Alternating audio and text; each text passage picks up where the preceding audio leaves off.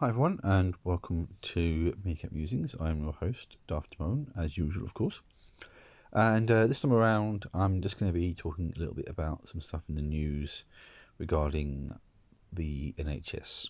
For those of you who don't know, the NHS is the UK's National Health Service. It is very, very important to the people of this country.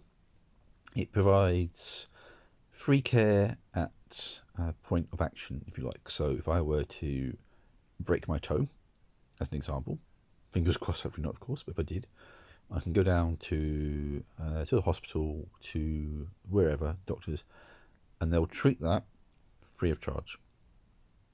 And if I need prescription drugs, then it doesn't cost me nearly as much as it might otherwise cost in other parts of the world. GP appointments are free of charge, and generally speaking, okay, you pay for it in terms of taxes, but you don't pay beyond that, as it were.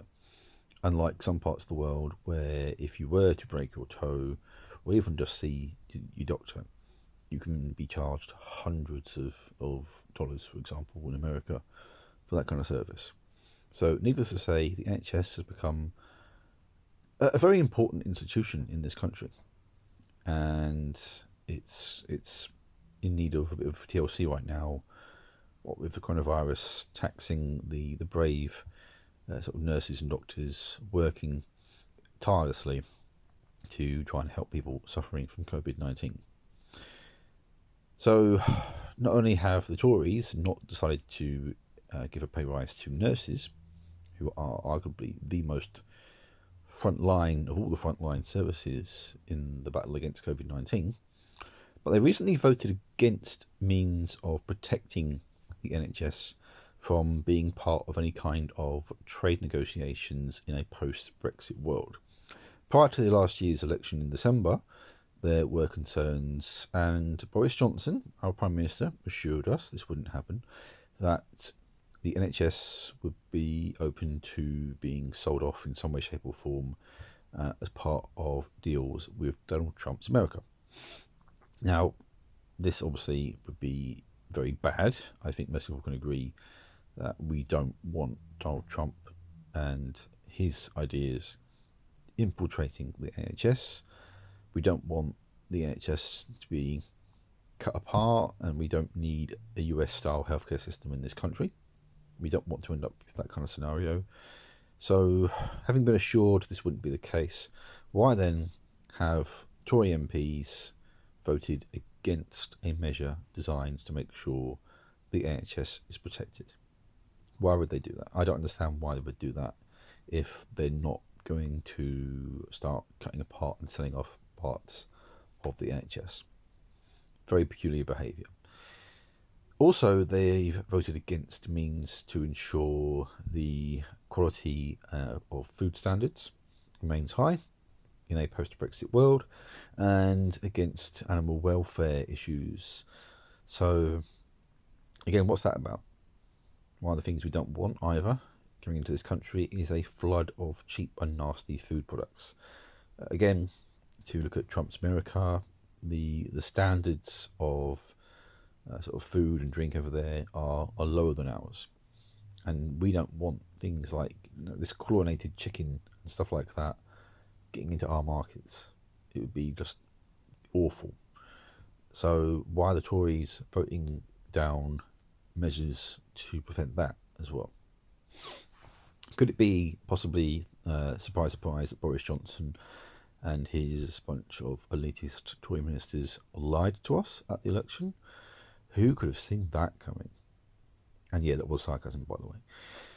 It seems to me pretty obvious that Johnson and his cronies don't give a damn about the average person in this country. They've already messed up the situation with the coronavirus massively, with their absurd ideas around herd immunity and delaying the lockdown, and acting well after the horse has bolted with a number of things.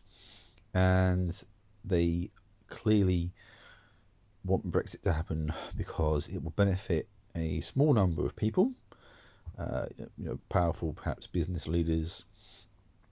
It will line the pockets of some Tory MPs and ministers, and the average person will end up being screwed over by it.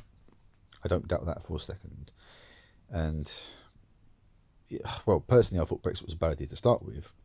With this government in charge, who've proven their incompetence time and time and time again, it's only going to be absolutely disastrous. Now, don't get me wrong, I love my country. I really do.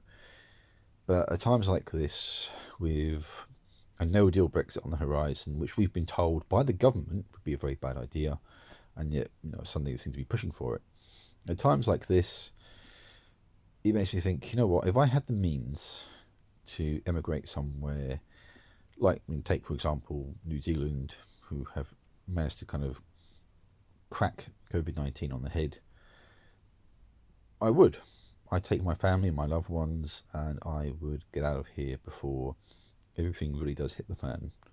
Because with Boris Johnson in charge, he's not a trustworthy character. We've got all kinds of problems looming. We're trusting him and his bunch of incompetent ministers to look after Brexit. So we have a bad idea being compounded by a useless bunch of self-serving Etonian toffs who think themselves born to rule, and they really don't live in the real world. Boris Johnson can tell you how much a bottle of champagne is, but can't tell you how much a loaf of bread is. So that should say everything you need to know about his character. And yeah, I think we're just lurching towards a disaster.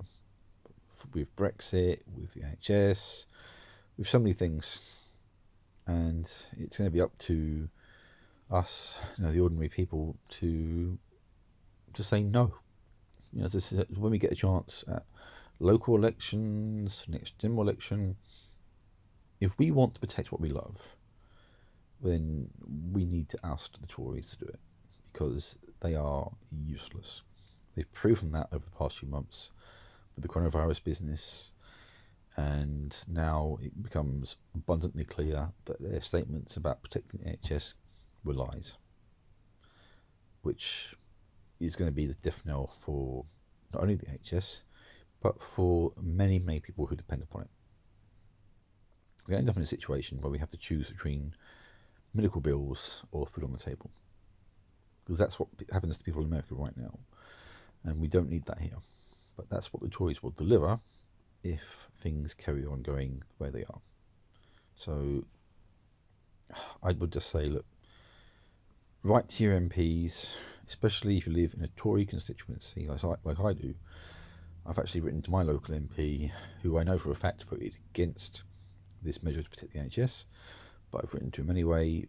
Write to them, write to the Prime Minister, put pressure on the government to do the right things, and see if that accomplishes something, because otherwise we are all going to be royally screwed by this arrogant government.